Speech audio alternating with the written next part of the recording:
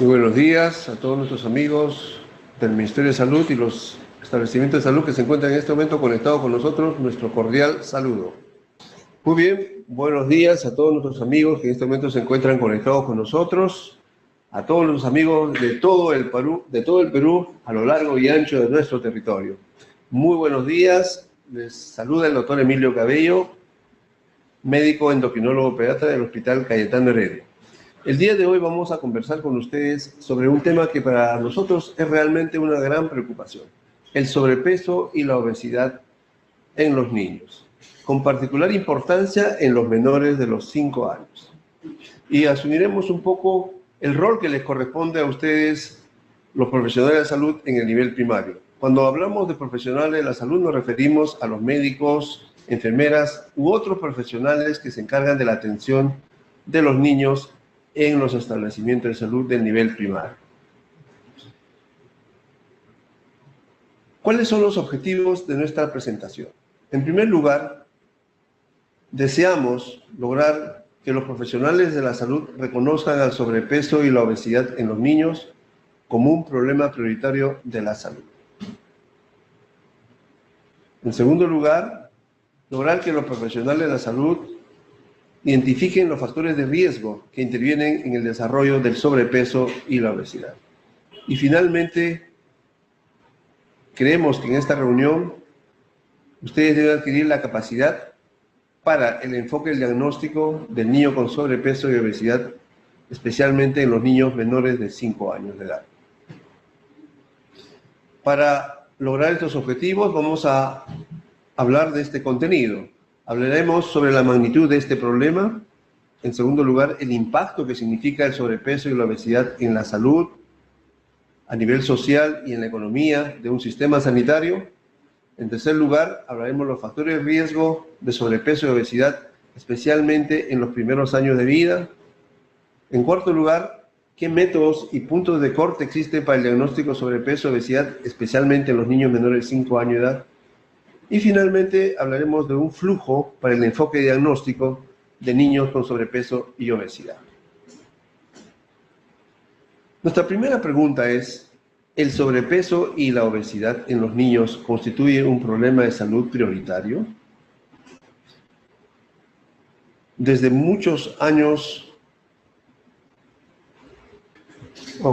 muchos años atrás, el tema del sobrepeso y la obesidad ha sido un problema importante para muchas sociedades, en particular en los países desarrollados. Sin embargo, en los últimos años, esta epidemia se ha expandido a todos los países, y en particular a los países en vías de desarrollo como nuestro país. Y no solamente afectando a los adultos, sino también a los adolescentes y posteriormente, con mayor importancia, a los niños. Sin embargo, no es sino aproximadamente de los años 90 cuando la Organización Mundial de la Salud empieza a prestar importancia a este tema, y a través de un grupo de expertos definen que el sobrepeso y la obesidad sí son un problema de salud importante y constituyen una enfermedad crónica que tiene un impacto importante en la salud de las personas. Desde entonces se ha tratado de medir la tendencia o la magnitud de este problema, pero fundamentalmente dirigido hacia los adultos y los adolescentes. Poca importancia se le ha dado a los niños menores de 5 años. Sin embargo, en las 2 últimas décadas, esta gráfica que nos muestra de ONIS, un representante de la Organización Mundial de la Salud, da cuenta que de los años 90, aproximadamente de 4.2% promedio de la obesidad en niños menores de 5 años, existe un incremento progresivo y sostenido de la obesidad y el sobrepeso en los niños menores de 5 años, llegando aproximadamente a un 6.7% en el año 2010, y tiene una proyección aproximadamente para el 10% para el año 2020. Pero si este porcentaje lo traducimos en millones de niños que existen en el mundo, en realidad significan muchos millones de niños por debajo de 5 años. Si bien El problema de la obesidad actualmente es reconocido como una epidemia importante en todos los países del mundo. El incremento más importante de este problema ha surgido en los últimos años en los niños menores de 5 años. ¿Y por qué es importante tomar en cuenta a los niños menores de 5 años en relación a este problema?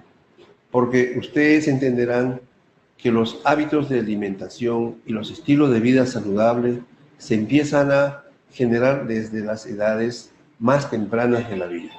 Por lo tanto, creo que es importante centrar nuestra atención del sobrepeso y la obesidad en los niños menores de 5 años. Hay que trabajar mucho en estos niños. Yo personalmente hago una autocrítica a mi situación como endocrinólogo pediatra, porque muchos años he trabajado en obesidad y sobrepeso, pero creo que le he dado muchísima importancia a la obesidad en los adolescentes y probablemente en los niños mayores de 10 años.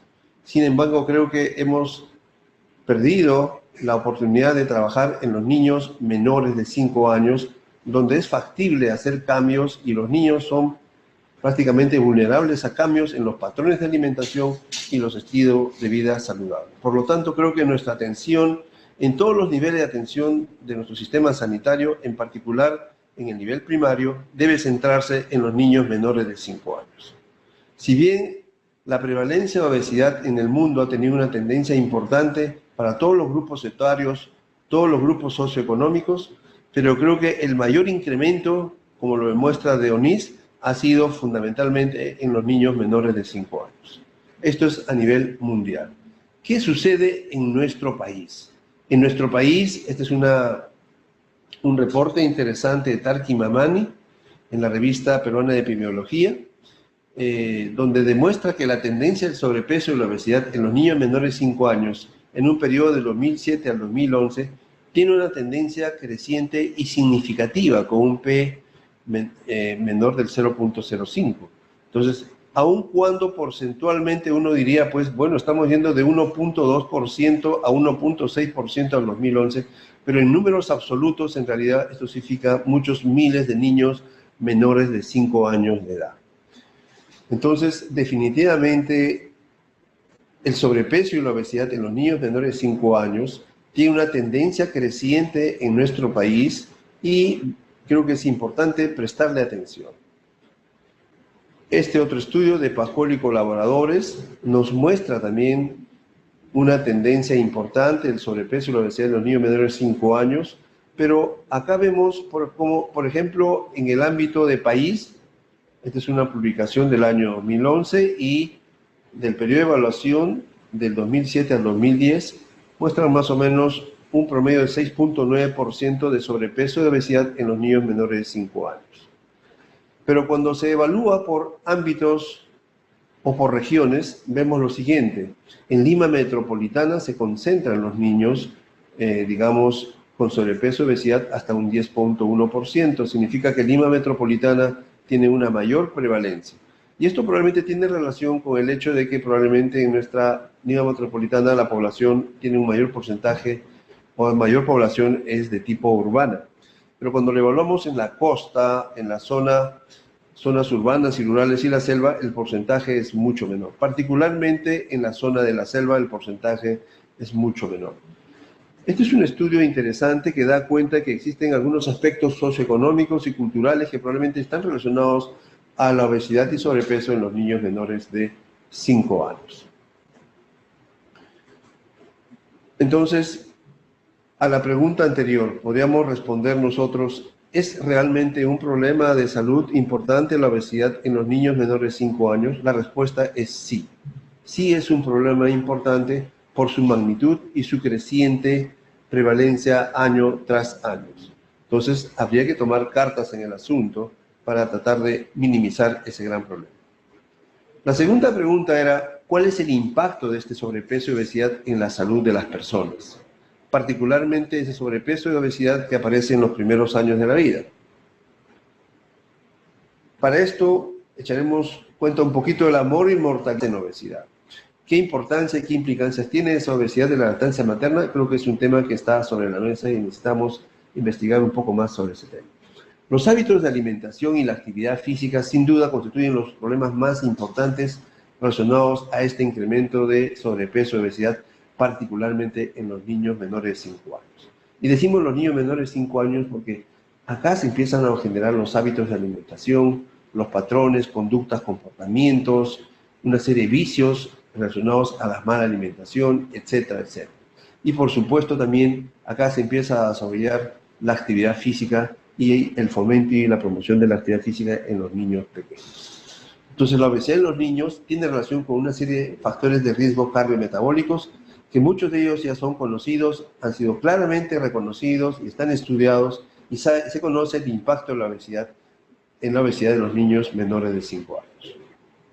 Esta obesidad de los menores de 5 años conlleva un riesgo cardiometabólico que finalmente pues, se asocia a la formación de la placa ateromatosa que desde los primeros años de vida, los 2 o 3 primeros años de vida, ya se empiezan a notar en la vida de las personas. Y tiene una relación o un crecimiento progresivo hasta llegar a una obstrucción y ruptura de las arterias.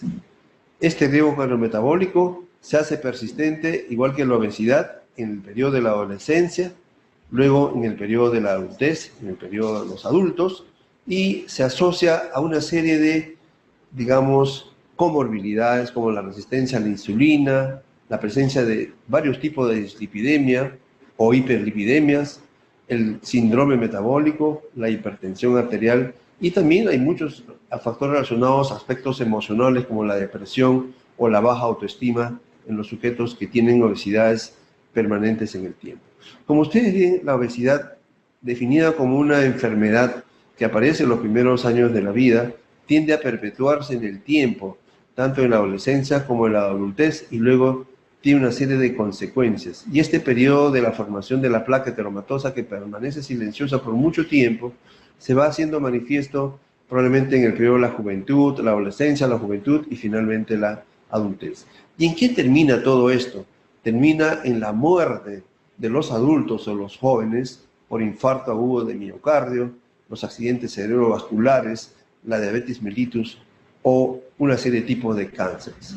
Entonces, en general, decimos que la obesidad que aparece en los primeros años de vida, asociada a una serie de factores cardiometabólicos, tiende a perpetuarse en el tiempo, a lo largo de la vida en las personas, conlleva un riesgo cardiometabólico, donde el principal elemento e importante fisiopatológico es la formación de la placa ateromatosa, termina en resistencia a la insulina, una serie de dislipidemias en los sujetos, el síndrome metabólico, la hipertensión arterial y finalmente el evento final termina siendo la muerte por infarto agudo de miocardio, accidente cerebrovascular, diabetes mellitus y cáncer.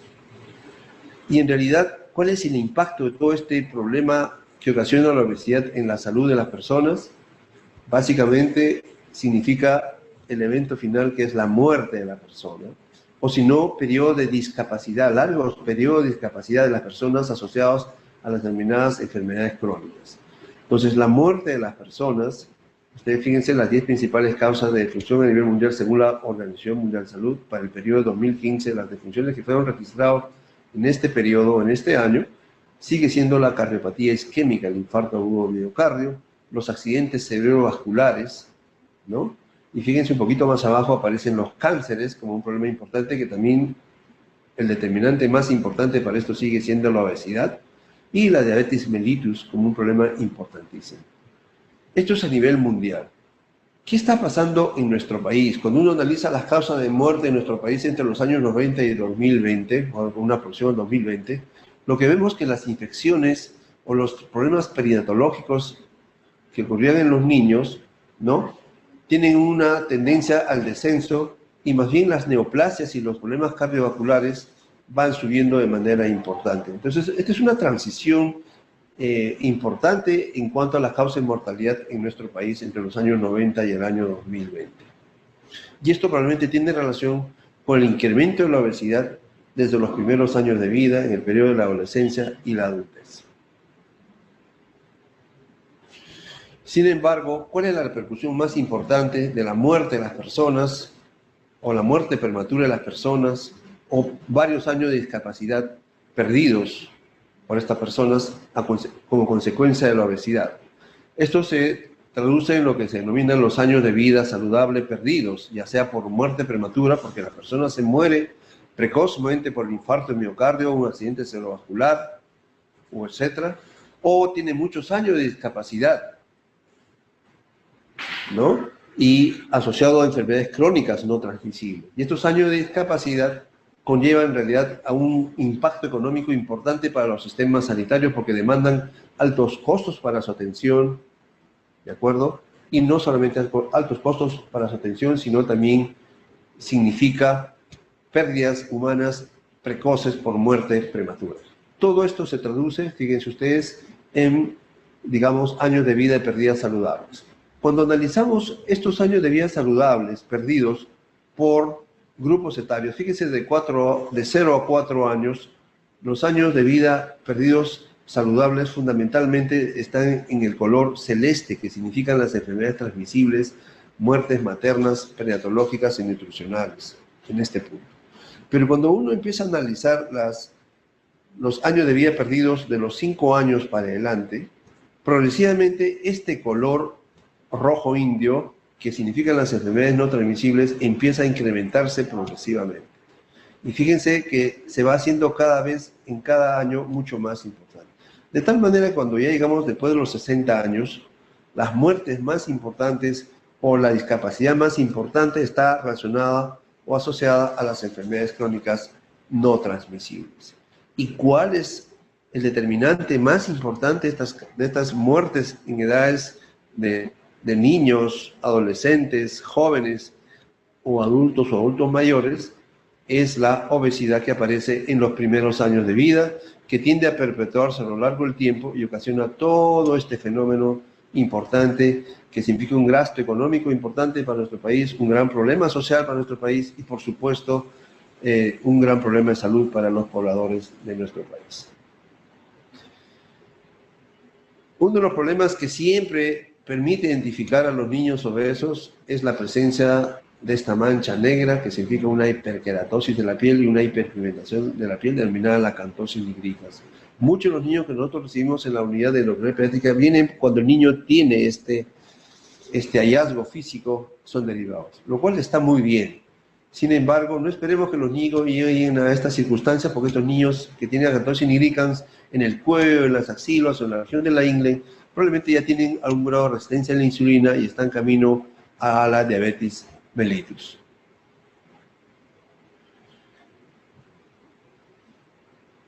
La obesidad en los niños menores de 5 años también produce alteraciones en el perfil lipídico de manera importante. Creo que vivimos todavía un paradigma importante respecto a la obesidad en general en nuestro país. Pensamos que la obesidad en los niños pequeños, menores de 5 años, no es un problema importante, por lo tanto, no habrían alteraciones importantes en su perfil lipídico, ni la posibilidad de tener síndrome metabólico, o alteraciones en su presión arterial o su glucosa, lo cual, lamentablemente, no es cierto. Los niños menores de 5 años deben ser evaluados en su perfil lipídico, en su presión arterial, en su glucosa, bajo la posibilidad de este síndrome metabólico. Acá tenemos un estudio que nosotros llevamos a la Sociedad de Latinoamericana de Endocrinólogos Pediatras en el año 2016 en Buenos Aires, Argentina, donde demostramos de cómo los niños, ¿no?, que tienen síndrome metabólico versus aquellos que los niños que no tienen síndrome metabólico, ¿no?, tienen alterado la circunferencia de la cintura por encima del 90 percentil, o han elevado su nivel de triglicéridos, o han disminuido su nivel de HDL, o ya tienen algún grado de presión arterial, ya sea sistólica o diastólica, o tienen algún grado de elevación de la glucosa. Los niños menores de 3 a 5 años sí tienen alteraciones en el perfil lipídico, en la presión arterial y en los niveles de glucosa. Pero fíjense, lo más importante para nosotros de este cuadro es lo siguiente. Cuando vemos a los niños con síndrome metabólico, que dicho sea de paso fueron el 40% para este grupo, que es un porcentaje elevadísimo, significa que por lo menos más cerca de la mitad de los niños obesos de 3 a 5 años ya tienen un síndrome metabólico y riesgo de diabetes mellitus para el futuro.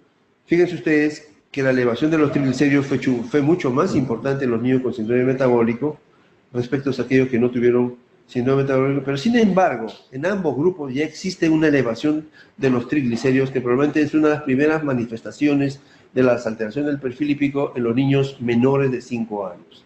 Y el segundo aspecto importante para nosotros es este otro hecho cuando encontramos que los niños menores de 5 años también tienen ya disminuciones en los niveles del perfil lipídico, pero del HDL, como ustedes bien saben, es el lípido o el colesterol que protege de alguna forma al organismo contra la posibilidad de generar la placa ateromatosa o la arteriosclerosis. Entonces, estos hallazgos para nosotros son importantes y están referidos a niños por debajo de los 5 años. ¿Existe el síndrome metabólico en los niños? Nosotros hemos encontrado síndrome metabólico no solamente en los niños de 10 a 14 años, sino también en niños mucho más pequeños por debajo de los 10 años e incluso debajo de los 5 años de edad. Este es un estudio que está publicado en la revista Peruana de Pediatría en el año 2014 y evaluamos 4 métodos o definiciones de diagnóstico de síndrome metabólico en niños de 10 a 14 años. ¿Y qué encontramos?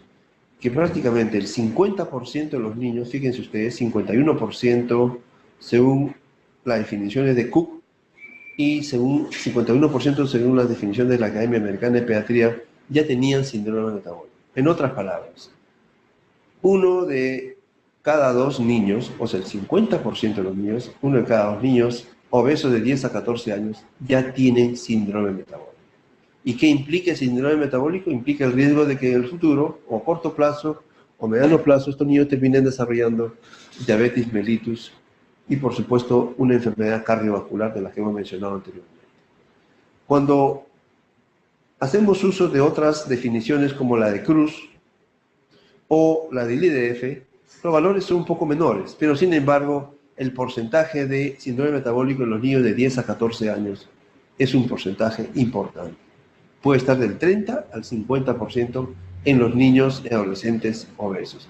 Esto es un dato que es importante tomar en cuenta y especialmente no llegar a que los niños lleguen a tener síndrome metabólico para identificar al niño con obesidad o sobrepeso. ¿Cuáles son los factores que intervienen para el desarrollo de obesidad, especialmente en los primeros años de vida? Los factores de riesgo para sobrepeso y obesidad en los menores de 5 años fundamentalmente están referidos a factores genéticos. Por ejemplo, si el padre y la madre son obesos, si existen antecedentes de diabetes mellitus, antecedentes de hipertensión, hiperlipidemia, etc. U otros factores genéticos que están cada vez más siendo reconocidos, e incluso se habla de factores epigenéticos que también están relacionados a este aspecto importante. Aspectos sociales y nivel socioeconómico, si vives en una zona urbana o tienes un nivel socioeconómico más importante, la obesidad tiene relación con ese aspecto. Sin embargo, a pesar de estos factores, los factores más importantes, que creo que son los más importantes, no solo por su connotación, sino también porque son factibles de ser modificables, son los factores ambientales. Si uno pusiera sobre la mesa cuánto pesan los factores genéticos, sociales y los ambientales, diremos que los factores ambientales probablemente son más del 80%, digamos, los factores más importantes para definir el riesgo de sobrepeso y obesidad en los niños menores de 5 años.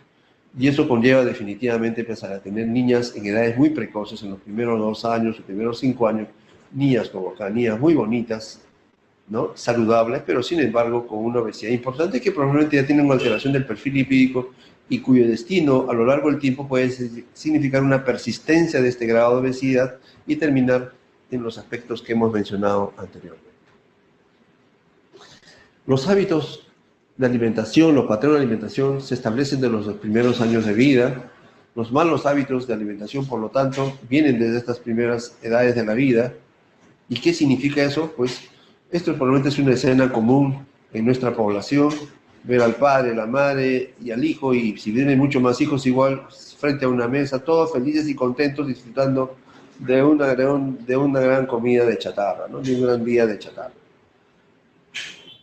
O también circunstancias en las cuales vemos, pues luego de haber disfrutado una buena cena, todo el mundo se pone a chatear, ¿no? El sedentarismo es otro aspecto importante. Fíjense, una familia donde todos prácticamente tienen obesidad y sobrepeso, ¿no? Entonces, son patrones que se instauran desde los primeros años de vida. ¿Y quiénes son los responsables de estos patrones de vida?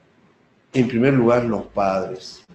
En segundo lugar, probablemente nosotros, los profesionales de la salud, que estamos implicados en la atención de los niños.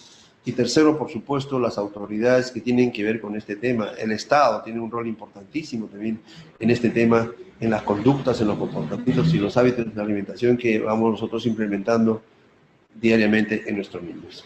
Al final, lo que comemos probablemente es lo que somos. Es una frase que a mí me gusta mucho porque creo que el factor más importante que interviene en el sobrepeso y la obesidad, particularmente, repetimos, en los niños menores de 5 años, es la alimentación, los malos hábitos de la alimentación.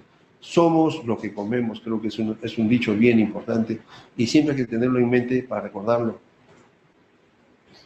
El otro aspecto importante es el sedentarismo en los menores de 5 años. No hay ninguna duda con el avance de la tecnología. Ahora los niños pequeños chatean, tienen wifi, tienen de todo, tienen todos los recursos disponibles. La tecnología realmente nos ha llevado a esto, ¿de acuerdo? Y todos los grupos etarios, especialmente los niños menores de 5 años, ver cuadros como este no es infrecuente, niños que están en el chat, ¿no? Niños muy preocupados por llamar a la enamorada, otros hablando de negocios, otros de repente en la universidad, pero fíjense ustedes, los niños menores de 5 años ya están inmiscuidos en un sedentarismo importantísimo, digamos, relacionado a la tecnología. No hay duda que la tecnología es muy importante para la vida de las personas, pero creo que tenemos que aprender a utilizarla. Entonces, el sedentarismo, la poca actividad física, es un tema también importante relacionado como factor de desarrollo de obesidad en los niños menores de 5 años. Veamos un tema importante que es realmente muy controversial respecto a cómo definimos al sobrepeso o la obesidad en los niños menores de 5 años. ¿Qué métodos se utilizan para definir el sobrepeso y la obesidad? ¿Y qué punto de corte utilizamos para diagnosticar el sobrepeso y la obesidad? Y vamos a referirnos particularmente a los niños de 5 años porque es el grupo etario que particularmente, digamos, nos ha convocado el día de hoy y probablemente es el grupo más importante sobre el cual vamos a empezar a hablar en los siguientes años de manera mucho más importante respecto a los otros grupos etarios mayores de 10 años, adolescentes o adultos. ¿Cuáles son los métodos y puntos de corte? Muchos años atrás, tal vez previo a los años 2000, en los años 90, la Organización Mundial de la Salud utilizaba el peso sobre la talla como el indicador más importante para definir el estado de obesidad o sobrepeso en los niños. Sin embargo, después del año 2000, cuando aparecen las curvas de la OMS, perdón, las curvas del CDC y las curvas de la OTF, vamos a ver por esas siglas, empezamos a hablar del índice de masa corporal en los niños. ¿De acuerdo? Un índice que fue muy bien estudiado y actualmente es validado y aceptado para su uso en los adultos y en los adolescentes. Sin embargo, es controversial todavía su uso en los niños, pero cada vez es mucho más aceptado y probablemente es mucho más útil y hay estudios que han validado su uso en los niños pequeños incluso.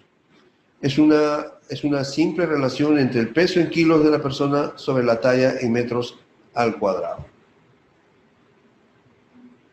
Entonces, los últimos criterios internacionales para definir sobrepeso y obesidad en niños y adolescentes, que son la del CDC, la OITF, que es básicamente curvas europeas, y la OMS, que vienen desde el año 2000, fíjense ustedes, la CDC del año 2000, OITF del año 2000, la OMS del año 2007, ya hablan de obesidad y sobrepeso en base a criterios del índice de masa corporal, sin embargo, es importante reconocer algunas diferencias respecto a estos criterios internacionales o curvas como patrones internacionales de referencia. El CDC se publicó en el año 2000 y fue básicamente elaborado en estudios transversales y longitudinales de población de norteamericanos. Y son curvas que tienen referentes de 2 a 19 años y están medidas fundamentalmente en percentiles. Ellos tienen curvas de índice de masa corporal de 2 a 19 años. Lo mismo ocurre con esta organización de la obesidad, la Federación Mundial de Obesos del Mundo, que también en el año 2000 publica también curvas de 2 a 18 años, en estudios en otros países, ¿no? Y también dan curvas del índice de masa corporal por edad y sexo. Son curvas que también se han venido utilizando de manera importante en los años 2000 hasta el año 2006, cuando aparecen las curvas de la Organización Mundial de la Salud.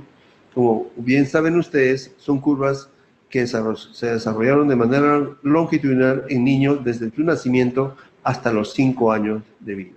Y lo importante de estas curvas, a diferencia de las otras, es que ellos ya utilizan el Z del índice de masa corporal para definir el estado de sobrepeso y obesidad en los niños. Ya no nos hablan de percentiles como la del CDC, o tal vez un punto referente de IMC como lo habla la OITF. Entonces, de ahora en adelante probablemente nosotros vamos a estar más incluidos en el término de Z de IMC y probablemente tenemos que aprender a utilizar qué significa el Z del IMC, el Z-score o el puntaje Z del índice de masa corporal.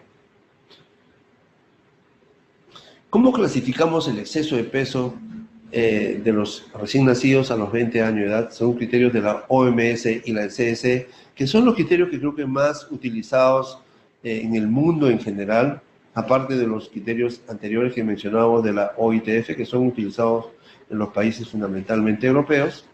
La OMS y el CDC son los más utilizados en los países de Latinoamérica, por ejemplo, y particularmente en nuestro país. Las curvas de crecimiento y desarrollo que nosotros tenemos y se utilizan en los establecimientos de salud se basan en las curvas de la Organización Mundial de la Salud. Entonces, en base a esto, ¿cómo definimos el exceso de peso en niños desde su nacimiento hasta los 20 años de edad? Fíjense ustedes, vamos a ver este lado de la OMS y acá la CDC. En la OMS, el diagnóstico se involucra tres categorías: el riesgo de sobrepeso y obesidad. El riesgo de sobrepeso, fíjense ustedes, OMS lo define para niños de recién nacidos a 5 años, cuando el Z del índice de masa corporal se encuentra desde una desviación estándar a menos de 2 desviaciones estándar. Las curvas que nosotros conocemos de la OMS según sexo, ¿no? Estos son de mujercitas y de varones, ya están, fíjense ustedes, están ya categorizadas incluso en puntaje Z. Acá tienes -3, +3, 2, 2, -2, -1, 0 y 1. Y al costado está el valor del índice de masa corporal, ¿no? 22, 21, 20.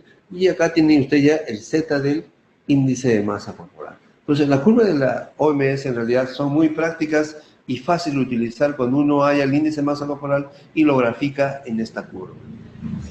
Entonces, la OMS nos habla de 3 categorías del exceso de peso en niños especialmente menores de 5 años. Riesgo de sobrepeso de 1 desviación estándar a 2, sobrepeso mayor de 2, ¿no? Pero menor de 3, y obesidad por encima de 3 desviaciones estándar. Esta definición o esta clasificación que hace la OMS es válida exclusivamente para niños menores de los 5 años de edad. Porque cuando la OMS habla para niños por encima de los 5 años hasta los 19 años, niños adolescentes, 5 a 19 años, ellos ya no hablan de riesgo de sobrepeso en este grupo etario, pero sí hablan de sobrepeso y obesidad. Y los puntos de corte son totalmente distintos. Fíjense ustedes, el sobrepeso que era definido en niños menores de 5 años, mayor de 2, acá es simplemente mayor de 1 desviación estándar. Y obesidad mayor de 2 desviaciones estándar. Esta variación o este punto de corte o este quiebre que existe entre los 5 años, de 5 o menores de 5 años y mayores de 5 años, y este cambio brusco en realidad de estos parámetros del Z-score o el índice de masa corporal, en realidad crean un conflicto en muchas poblaciones. Sin embargo, habría que asumirlo de esta forma y definirlo de esta forma. El CDC, que también son curvas muy utilizadas, nosotros particularmente lo usamos mucho, especialmente para niños mayores de 2 años, hasta 19 años de edad, e involucra más bien su categorización en base a percentiles. Ellos hablan de percentiles. Entonces, y no hablan de riesgo de sobrepeso tampoco, sino de sobrepeso y obesidad. Entonces, el sobrepeso para ellos significa percentil de 85 a 95, que en la práctica significa una desviación estándar de 1 hasta 1.67 desviaciones estándar. Eso es en la práctica, si uno quisiera traducirlo en términos de desviación estándar para compararlo con la OMS. Y obesidad significa mayor del 95 percentil, en la práctica significa mayor de 1.67 desviaciones estándar.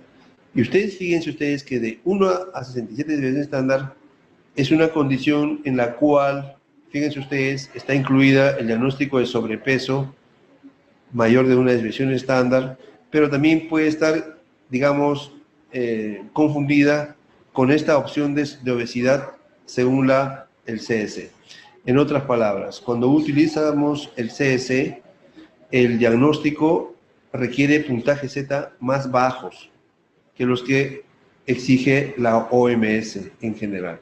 Y esta exigencia es mucho mayor cuando es un niño menor de 5 años. El sobrepeso tiene que ser por encima de 2 desviaciones estándar y la obesidad mayor de 3 desviaciones estándar. En fin, es bueno que ustedes tomen nota de esta clasificación del exceso de peso y los dos referentes más importantes que se utilizan a nivel mundial, la OMS y el CSE, con los diferentes puntos de corte y formas de definir y métodos para definir sobrepeso y obesidad en los niños. Estas son las curvas de la OMS según edad y sexo. La importancia de esto es que ya se define el índice, se calcula el índice de masa corporal acá, fíjense ustedes, están definidos en blanco, y en negro están el Z del IMC, que ya es fácil también clasificarlo y graficar en esto. La curva del CS, usted está en base a percentiles, no está el valor del Z de IMC. Y recuerden que este 95 percentil significa 1.67 desviaciones estándar en general. Y también hay curvas de 2 a 20 años para mujeres y 2 a 20 años para varones. Este hecho de que estas curvas fueran publicadas recién en el año 2000 significa que en el año 2000 en realidad no se utilizaba el indicador de obesidad e incluso por encima de los 6 cuando aparecen las OMS, se el pensamiento nace. Y esto es un tema importante, ustedes deben recordarlo y tener la salud que piensan que el IMC no existe en los niños menores de 2 años, ¿no? O en los niños incluso menores de 5 años. La OMS ya puso a disposición las curvas por sexo y son muy fáciles de utilizar y en realidad deberían de ser utilizados frecuentemente en la práctica diaria y particularmente en el primer nivel de atención. Vamos a poner un caso clínico, rápidamente copien ustedes, agarren sus calculadoras, sus teléfonos y dividan, a ver rápidamente 13.5 entre 80, pero recuerden que para calcular el índice de masa corporal hay que dividir el 13.5 en kilos sobre la talla en metros, sería sobre 0.8 al cuadrado. Ya tenemos el valor acá, nos da índice de masa corporal 21. Ahora, la pregunta es, 21 para un niño de 18 meses de vida, año y medio de vida, ¿es obesidad? ¿Es sobrepeso? ¿Es riesgo de sobrepeso? ¿O ya es obesidad? ¿Cuál de estas tres categorías tiene este niño con un índice de masa corporal de 21? Entonces, es muy fácil llevar a la curva este dato obtenido y vamos a ver qué sucede en este caso. Fíjense ustedes, índice de masa corporal 21, lo graficamos. Si lo graficamos, fíjense ustedes, está por encima de las 3 desviaciones estándar. Por lo tanto, el diagnóstico de este niño es obesidad. El niño no tiene riesgo, no tiene sobrepeso ni riesgo de sobrepeso. Recuerden que sobrepeso según la OMS es de 2 a 3 y riesgo de sobrepeso es de 1 a 2. La normalidad estaría entre este 1 más 1 y este menos 1 prácticamente. ¿De acuerdo? Bien. Hay otros detalles adicionales en este caso clínico. Es un niño que nació en parto vaginal pesando 4 a 200 con un peso mayor de lo normal, talló 52 centímetros, nació a término. Hay antecedentes familiares importantes porque la madre y el padre son obesos, el padre además tiene diabetes mellitus, los abuelos tienen hipertensión arterial, hay un antecedente familiar importantísimo de riesgo cardiometabólico por la obesidad de los padres, la diabetes del padre y de los abuelos, la hipertensión. Recibió lactancia materna hasta los 6 meses de forma exclusiva, a la fecha continúa recibiendo lactancia materna exclusiva, quiere estar muy pegado al seno de la madre acá en cada momento. Su lactancia inició a los 6 meses, come 3 veces al día ya los sólidos, y sus alimentos básicamente se caracterizan por tener puré de papa, sopas espesas con papa y fideo, ¿no? Le gustan mucho las mazamorras, especialmente la mazamorra de maicena, le gusta el plátano, el huevo frito y el arroz. El arroz es su plato preferido, ¿no? Y este niño habitualmente, como pues la madre trabaja en casa y no tiene, generalmente para echado en la cama y viendo televisión. El televisor, según nos informaba la madre, se prendía a las 8 de la mañana y se apagaba a las 10 de la noche. Ese niño está prendido en el televisor. Su desarrollo psicomotor es normal. ¿Qué factores de riesgo habríamos identificado en este niño? El hecho de su peso al nacimiento, es un niño grande al nacer, los padres obesos, el padre diabético, la hipertensión de los abuelos, la alimentación con predominio de carbohidratos y el sedentarismo que tiene este niño desde su corta edad de la vida, ya tiene probablemente factores de riesgo que lo están llevando a una obesidad. ¿Es factible intervenir sobre algunos de estos factores? Sí, es posible intervenir desde edades tempranas sobre algunos de estos factores de riesgo cardiometabólico.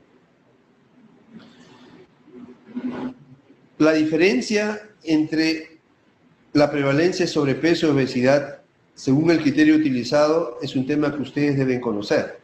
Cuando nosotros utilizamos los 3 criterios existentes o más utilizados en el mundo, de la OMS, la OITF y el CDC, en niños de 3 a 5 años, en un distrito urbano de Lima, un estudio que realizamos en el año 2014, encontramos que las prevalencias eran totalmente distintas. Fíjense ustedes, la condición de sobrepeso para la OITF era 30.5%, para obesidad 20.6%. Cuando vamos al otro extremo, el CDC tenía valores casi similares, 26% para sobrepeso, en chicos de 3 a 5 años, y obesidad 35.9%. Pero cuando revisamos los criterios de la OMS, los valores son mucho, o la prevalencia es mucho más baja. Y en relación a qué está este hecho, en relación a de que la OMS pone criterios, digamos, o punto de corte para la definición de sobrepeso y obesidad mucho más rígidos en los niños menores de 5 años, que es totalmente distinto para niños de 5 a 19 años y que pueden ser muy comparables probablemente a lo que hace el CDC de 2 a 19 años. ¿De acuerdo? Entonces, la diferencia más importante está en función a los puntos de corte que se le ofrecen a los niños menores de los 5 años. Y eso es algo que ustedes deben tener claro conocimiento de que cuando uno evalúa a un niño, pesa y talla y el IMC y lo ubica dentro de la clasificación de la OMS, puede estar haciendo un sesgo de no identificación porque los puntos de corte son mucho más altos. Pero cuando utiliza el CDC, puede haber una sobreestimación, una exageración también en el diagnóstico. Sin embargo, podríamos decir que uno de repente es mucho más sensible y el otro es más específico, pero los dos métodos pueden de alguna forma ser utilizados y combinados para, digamos, llegar a una conclusión respecto al estado de salud del niño en su sobrepeso y obesidad. Veamos ahora rápidamente el enfoque para el diagnóstico de niños con sobrepeso y obesidad, particularmente en los niños menores de 5 años de edad. ¿Cuál sería el enfoque de los niños menores o pequeños? Primero, identificado al niño con sobrepeso o obesidad, por cualquiera de las formas, sea por el CDC, la OMS o la OITF, nosotros inmediatamente nos preguntamos y evaluamos, y lo que ustedes deben hacer en el nivel primero de atención es evaluar la presencia de dismorfias, especialmente a nivel craneofacial y en las manos y los pies, para ver si hay algún tipo de rasgo dismórfico, como la presencia de línea simiana, clinodactilia, o de repente las orejas de implantación baja, alguna deformación en las orejitas, en la forma de la nariz, etcétera, etcétera. Y también es importante identificar si el niño tiene un mal desarrollo psicomotor o tiene un mal rendimiento en su escolaridad, o si tiene un grado de retardo mental. La definición de estos aspectos es importante para, digamos, hacer el flujograma en la atención del niño. Porque cuando uno dice el niño sí tiene algún tipo de dismorfia o tiene retraso en su desarrollo psicomotor o retardo mental, pues es fácil entrar a la categoría de aquellos niños que tienen una obesidad endógena, donde la causa más importante puede ser de tipo genética, asociada a una dismorfia o su mal desarrollo psicomotor. En ese caso es importante evaluar la posibilidad de estos síndromes que son frecuentes en nuestro medio también, y vale la pena evaluarlos, como el Prader-Willi, el Bedwill-Wiedemann, el Bardet-Bill y otros síndromes que existen en nuestro medio. Particularmente el Prader-Willi, que es es el más frecuente en los trastornos genéticos y generalmente pasa desapercibido en su diagnóstico en los primeros años de vida.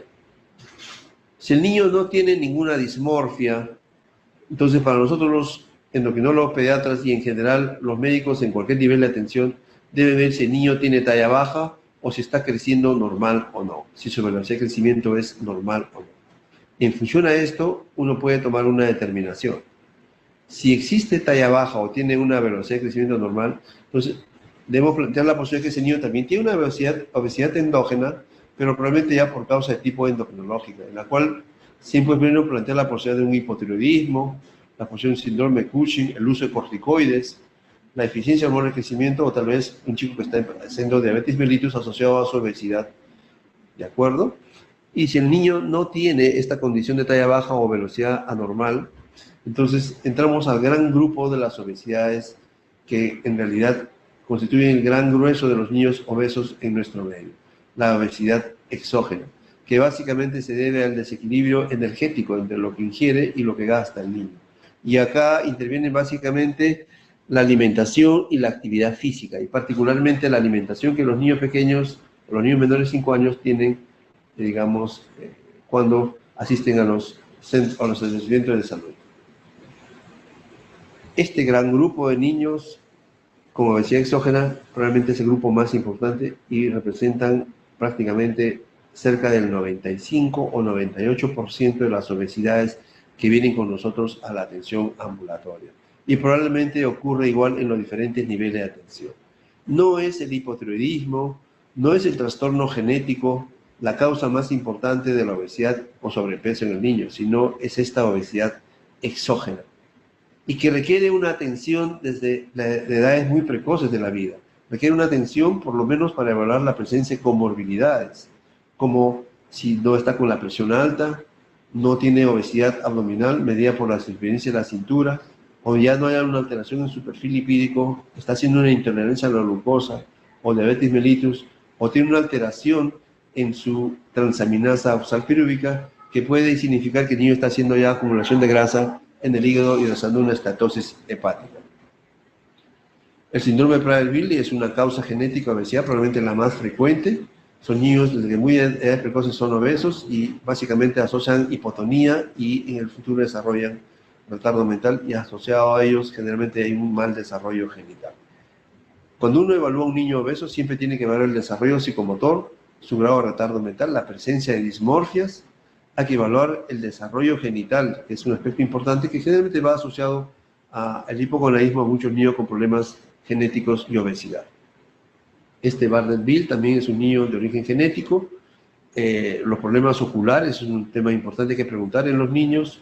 La presencia de algún tipo de dismorfia en las manos tienen asociado retraso mental e hipogonadismo. Repetimos, la evaluación del retraso mental, la presencia de hipogonadismo debe hacer pensar en la posibilidad de algún trastorno genético e incluso trastornos a nivel visual. Este otro síndrome, el Bardet-Biedl, que aparece de las edades precoces, van asociados a macroglosia, hay visceromegalia, ¿no? Chicos tienen hipoglicemia en los primeros meses de vida y también es un trastorno que es identificado fácilmente en los primeros meses de la vida. El hipotiroidismo congénito, que lamentablemente en nuestro país no se diagnostica tempranamente, puede llegar a situaciones como esta, una niña de 13 años, ¿no? Que prácticamente, pues, ustedes ven que tiene una talla muy baja y tiene obesidad asociada y un gran retardo mental. El síndrome de Cushing, fundamentalmente asociado al uso de corticoides en nuestro medio, que existe una tasa muy amplia de uso de corticoides por diferentes problemas de salud en los niños, entonces también tiene que ser evaluado en el contexto de la obesidad en los niños. Y para terminar, yo les preguntaría a ustedes cuáles serían las estrategias más importantes para la solución de este problema, considerando que en nuestro país, nuestro sistema sanitario ha incluido el denominado atención por resultados o presupuesto por resultados, en la cuales existe un ítem importante que es la atención de las enfermedades crónicas no transmisibles. Pero lamentablemente en nuestro país está orientado fundamentalmente a la atención de niños por encima de los 5 años para evaluar básicamente sus aspectos antropométricos, su peso, su talla, y el índice de masa corporal no. Si ustedes revisan la cartilla que tienen ustedes en los centros de salud, esa cartilla tiene la longitud y tiene el peso o la talla del niño, pero no tiene el índice de masa corporal. Yo creo que debemos propiciar el uso del índice de masa corporal desde el nivel primario de la atención, y que las cartillas que nosotros evaluamos continuamente en nuestros niños pues, incorporen este aspecto de, digamos, el índice de masa corporal en los niños. Pero, sin embargo, el sistema sanitario contempla solamente en este presupuesto por resultados a niños de 5 años por encima y fundamentalmente medidas antropométricas. Y solo por encima de los 40 años una evaluación del perfil lipídico y la glucosa ante la posibilidad de un hallazgo de una alteración del perfil metabólico, lo cual realmente constituye un grave error de nuestro sistema sanitario porque en realidad no contempla a los niños menores de 5 años, que son el grupo más vulnerable donde se inician los comportamientos, las conductas y los hábitos de alimentación, y también se fomenta o se puede promocionar la actividad física de manera importante. Entonces, en ese contexto de nuestro sistema sanitario, creo que usted tiene un rol importante. Pero, sin embargo, yo creo que desde mi punto de vista hay dos estrategias fundamentales. Uno es la identificación temprana, donde el rol más importante lo asumen ustedes que ven a los niños periódicamente.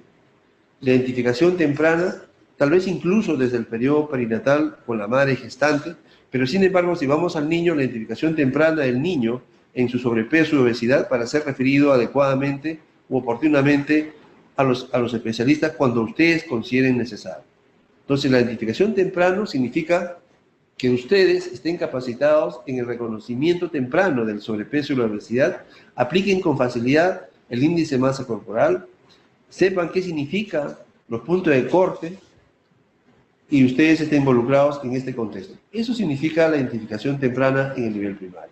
Y el rol más importante lo asumen ustedes desde el nivel primario de la atención. Y el segundo aspecto que también compete necesariamente a ustedes, y es un tema trascendental e importante e innato para el nivel primario, es la prevención. La prevención sobre los factores de riesgo. Y los factores de riesgo fundamentalmente relacionados a los hábitos de alimentación y el fomento de la actividad física o la eliminación del sedentarismo desde edades muy precoces de la vida. Creo que estas dos serían las estrategias más importantes.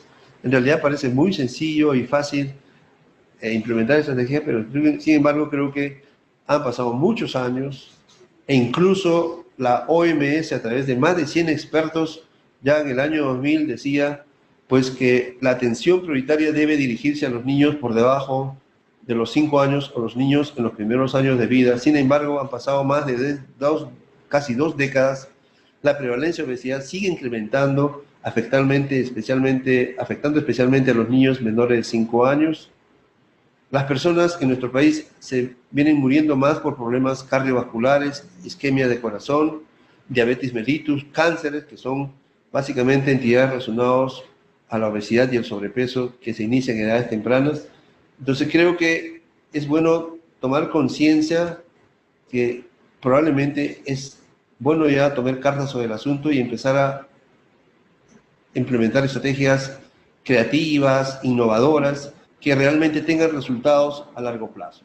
Y desde mi punto de vista eso significa hacer intervenciones desde las edades más tempranas de la vida, que son prácticamente los menores de 5 años. Y particularmente creo que desde los primeros 2 años de la vida, donde la lactancia materna juega un rol importantísimo y ya la introducción de la lactancia también significa un rol importantísimo.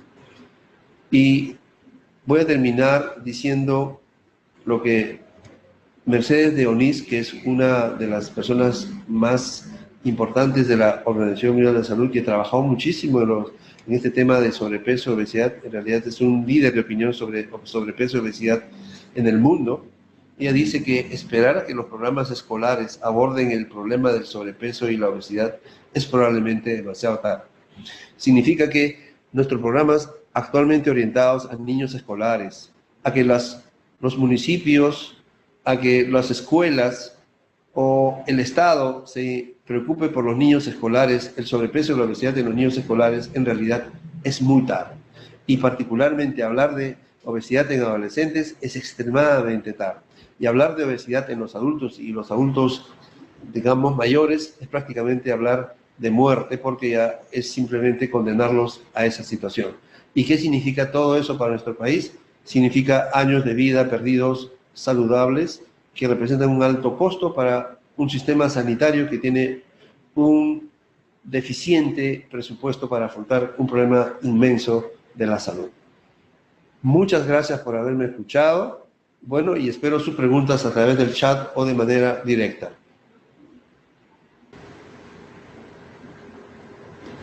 Muy bien, hay una pregunta interesante que dice, ¿cómo ayuda para la alimentación fórmulas como Pediasure o Promis para niños que comen poco?